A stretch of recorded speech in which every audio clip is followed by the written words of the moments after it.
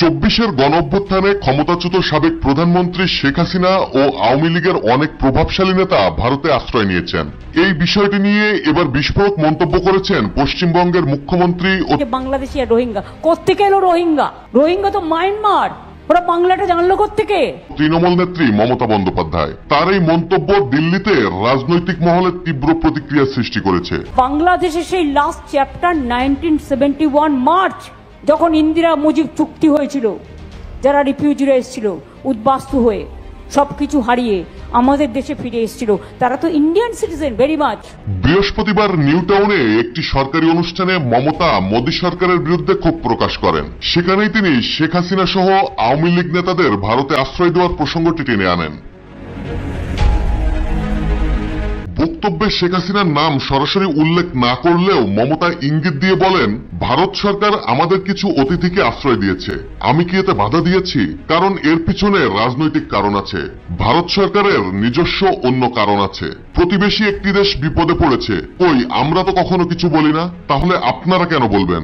বাংলায় কথা বললেই সে বাংলাদেশি হয়ে গেল?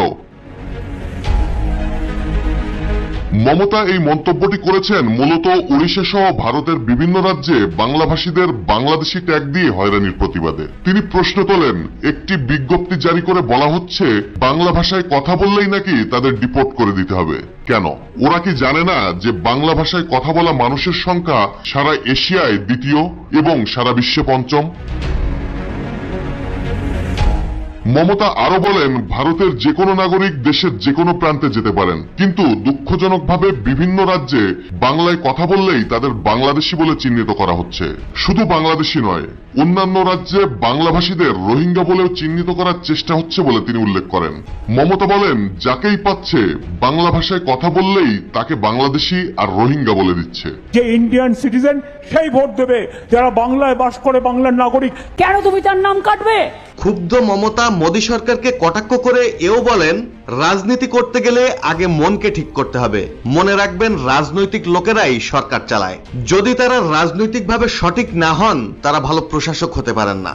সরকার চালাতে গেলে মাথা খাটাতে হবে, মগজে মরুভূমি থাকলে হবে না। মগজটাকে খোলা হাওয়ায়, মুক্ত আকাশে, মুক্ত বাতাসে, মুক্ত নিঃশ্বাস নিতে দিতে হবে।